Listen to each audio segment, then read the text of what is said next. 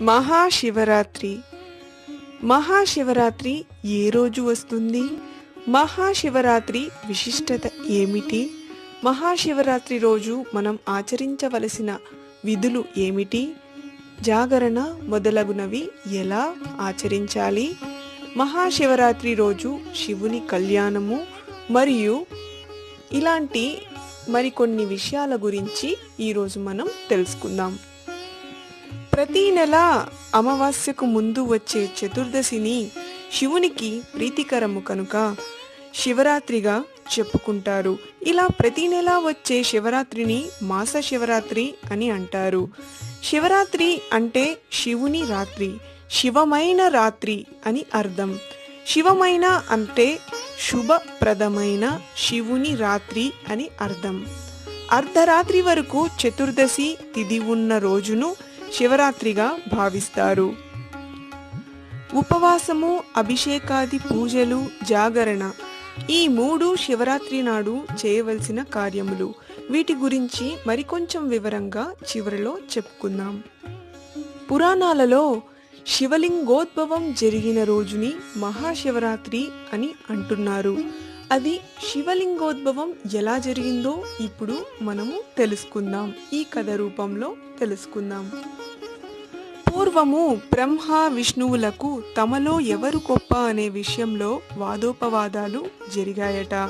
అప్పుడు ఆ సమయంలో ఒక అపూర్వమైన శివలింగం ఆది అంత్యము తెలియని విధంగా సాక్షాత్కరించి పెరుగుచూ ఉండెనట. బ్రహ్మ విష్ణువులు దానిని చూచి ఆశ్చర్యపడెను. అప్పుడు ఆకాశవాణి మాటలు వినిపించెను. మీలో దీనిని మొదలు చివరను తెలుసుకున్న వారే రెండవ వారి కంటే గొప్పవారు అని చెప్పెను. అప్పుడు హంసవాహమునికి బ్రహ్మ ఆ లింగం పై భాగమునకు వెళ్ళెను. ఆదిని అంటే కింద భాగమును తెలుసుకొనుటకు విష్ణువు వెళ్ళెను. ఎంతకాలం ప్రయాణం చేసినప్పటికీ వారిద్దరికీ గమ్యం కనిపించలేదట. పైకి వెళ్తున్న హంసవాహనుడైన బ్రహ్మకు లింగాగ్రము నుండి పడుతున్న మొగలి పువ్వు కనపడెను. ఎక్కడ నుండి కిందకు పడుతున్నావు అని ఆయన అడిగెను. అప్పుడు మొగలి పువ్వు, నేను ఈ లింగం పై భాగము నుండి చాలా కాలముగా వస్తున్నాను అని చెప్పెను. బ్రహ్మ, నీవు లింగం పై భాగము చూసినట్లు అబద్ధపు సాక్ష్యము చెప్పమని బలవంతము చేసెను. అందుకు మొగలి పువ్వు ఒప్పుకునెను. లింగాగ్రమును పాలాభిషేకం చేసి వస్తున్న కామధేనువును చూసెను. బ్రహ్మ ఆ కామధేనువును కూడా లింగం పై భాగనున్న తాను చూసినట్లుగా సాక్షిగా ఉండమని చెప్పమని అడిగాను. అప్పుడు ఈ ఇద్దరి సాక్షులతో పైనుండి కిందకి వచ్చేశాడు బ్రహ్మ. లింగము ఆదిని చూడబోయిన విష్ణువు ఎంత కాలం కిందికి పోయినా మొదలు కనిపించలేదట. ఆ బాధతో మరలా పైభాగమునకు చేరాడు. అప్పుడు బ్రహ్మ, నేను లింగాగ్రమును చూసి వచ్చి తినని చెప్పాడు. కావున నీకన్నా నేనే గొప్పవాడిని అని గర్వంగా పలికెను. తాను తీసుకువచ్చిన సాక్షులను చూపించెను. విష్ణువు, నేను మొదలు చూడలేకపోతిని కాబట్టి నీవే అధికుడవని పలికెను. అప్పుడు శివుడు అక్కడికి భయంకరమైన ధ్వనులతో అక్కడ ప్రత్యక్షమయ్యనట. ఆ అసత్యము చెప్పిన బ్రహ్మను శిరపంచకములో ఒక దానిని త్రుంచెను. బ్రహ్మ తన తప్పును ఒప్పుకునెను. అసత్యమాడినందుకు బ్రహ్మకు పూజార్హత లేదని శపించెను. అప్పటి నుండి బ్రహ్మ చతుర్ముఖుడు అయ్యను. శివుని శాపము వలన బ్రహ్మకు లోకంలో పూజనే లేకుండా పోయినదట. అందుకే మనకు బ్రహ్మనికి అసలు ఎలాంటి గుడి కూడా మనకు కనిపించదు. అబద్ధము చెప్పిన మొగలి పువ్వును పూజార్హత లేకుండా శపించెను. కామధేనువుకు ఉదయమున నీ ముఖము చూసిన పాపము కలుగునని శపించెను. సత్యం పలికిన విష్ణువును, నీవు నాతో సమానంగా పూజింపబడుదువని శివుడు పలికెను. ఇలాంటప్పుడు ఎక్కువ వరములు ఇచ్చి పంపెను. సత్యమును ప్రశంస, అసత్యమునకు శిక్ష పడిన ఈ రాత్రిని శివునకు ప్రీతికరం అయ్యను. ప్రతి మాస శివరాత్రి శివునకు ప్రీతికరము. కానీ మాఘమాస శివరాత్రి మహాశివరాత్రి అయి శివునకు మరింత ప్రీతికరమైనది. క్షీరసాగర మదనమున పుట్టిన హాలాహలమను మహావిషము శివుడు కంఠమున నిలుపుకున్న రాత్రినే శివరాత్రి అని చెప్పెదరట. ఈనాడు చేయవలసినవి ఉపవాసము, అభిషేకాది పూజ, జాగరణ. ఉపదేశమున్నవారు శివ పంచాక్షరిని యథాశక్తిగా జపించవచ్చును.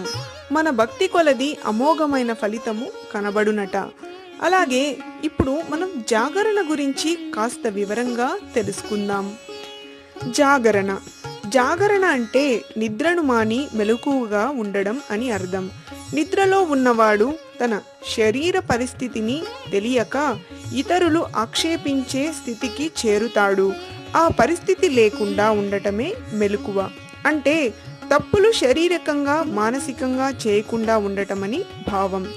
మెలకువగా ఉన్నవాడు ప్రమాదాలు లేకుండా గమ్యాన్ని ఎట్లు చేరునో అదేవిధంగా మానసికంగా మెలకువగా ఉన్నవారు ఏ దోషము చేయకుండా జీవన గమ్యాన్ని చేరుకుంటారు. కంటికి నిండుగా నిద్ర, కడుపు నిండా తిండి వగైరాలు శారీరకంగా మెలకువని ఇవ్వవు. అందుకని అలాగే మానసికంగా ఉన్న తమకము అంటే గర్వము వగైరాలు మానసికంగా మెలకువని ఇవ్వవు. కాబట్టి శరీరానికి మెలకువను ఇవ్వటానికి ఉపవాసం, భగవద్ధ్యానం, భగవన్నామస్మరణం ఇలాంటివి అవసరం అన్నారు. అది ఉంటే మానసికంగా మెలకువ, గర్వరాహిత్యం, వినయశీలత వస్తాయట. అందువలన జ్ఞానానికి ఒక రాత్రి అయినా శారీరకంగా మానసికంగా వికారాలని అదుపులో ఉంచుకుని స్వచ్ఛతని పొందితే శివము శుభము కలిగే రాత్రి శివరాత్రి అని అన్నారు. అంటే సంవత్సరానికి ఒక్క మాఘమాసమైన మాఘవ్రతం చేసి ఒక్క శివరాత్రి అయినా ఉపవాసం, జాగరణ, పూజ మొదలగునవి చేస్తే మానవుడు తరిస్తాడు. లేకపోతే శరీరానికి బాధ తప్ప మరేమీ ఉండదు. ఇప్పుడు శివార్చన గురించి తెలుసుకుందాం. అంటే శివ పూజ, శివార్చన ఎలా ఆచరించాలి, 4 జాములలో ఎలా ఆచరించాలి అనే దాని గురించి ఇప్పుడు తెలుసుకుందాం. సూర్యోదయం కంటే ముందే నిద్రలేచి కాలకృత్యాలు తీర్చుకుని తలస్నానం చేసి శివ పూజలు, అభిషేకాలు చేయాలి. పగలంతా ఉపవాసం, వ్రతాలు పాటించడంతో పాటు రాత్రంతా జాగరణ చేయాలి. మొదటి జాములో పాలతో అభిషేకించి పూలతో పూజించి పులగాన్ని నైవేద్యంగా సమర్పించాలి. రెండో జాములో పెరుగుతో అభిషేకించి తులసీ దళాలతో పూజించి పాయసాన్ని నివేదించాలి. మూడవ జాములో నేతితో అభిషేకించి మారేడు దళాలతో పూజించి నువ్వులతో వండిన పదార్థాన్ని నైవేద్యంగా పెట్టాలి. నాలుగవ జాములో తేనెతో అభిషేకించి పుష్పాలతో పూజించి అన్నాన్ని నైవేద్యంగా సమర్పించాలి. వీటితో పాటు లింగోద్భవ సమయంలో పూజలు చేయడంతో పాటు శివనామస్మరణంతో రాత్రంతా జాగరణ చేయాలి. మరుసటి రోజు తిరిగి శివ పూజలు చేసి నైవేద్యం సమర్పించి భోజనం చేసి ఉపవాస వ్రతాన్ని ముగించాలి. అలా చేయలేని వారు ఈ మహాపర్వదినాన పార్వతీ పరమేశ్వరుల కళ్యాణం జరిపించాలి. అది సాధ్యం కాని వారు కనీసం ఆ ఆది దంపతుల కళ్యాణాన్ని కన్నులారా వీక్షించాలి. అందుకు కూడా కుదరకపోతే అంటే లౌకికంగా మనం ఇతర పనులలో ఊపిరి నిలపకుండా ఉండి అర్చనలు, అభిషేకాదులు చేయడం కుదరకపోయినప్పుడు మనసుని శివుని మీద నిలిపి వీలైనన్ని సార్లు ఓం నమః శివాయ అనే శివ పంచాక్షరి మంత్రాన్ని జపించడం ద్వారా శివానుగ్రహానికి పాత్రులు కావచ్చు. అదేవిధంగా శివపురాణం, శివరాత్రి మహత్యం వంటి పురాణ గాథలను, శివలీలలను వింటూ పఠిస్తూ గానం చేస్తూ ఉపవాస జాగరణలతో, అభిషేకాలతో, అర్చనలతో ఆ సర్వేశ్వరుని అనుగ్రహం పొందవచ్చని పురాణోక్తి. మృత్యుంజయ మంత్రం. ఓం త్రయంబకం యజామహే సుగంధిం పుష్టివర్ధనం ఉర్వారుకమివ బంధనాత్ మృత్యోర్ముక్షీయ మామృతాత్. దీర్ఘ వ్యాధులు, అపమృత్యు భయాలు ఉన్నవారు, తరచూ ప్రమాదాలలో చిక్కుకుంటున్నవారు, రకరకాల సమస్యలతో బాధపడుతున్నవారు, భయాందోళనలు, మానసిక ఒత్తిడి తదితరాదులు ఇబ్బంది పడుతున్నవారు శివరాత్రి నాడు తలస్నానం చేసి విభూతి ధరించి పైన చెప్పిన మంత్రాన్ని వీలైనన్ని సార్లు పలకాలి.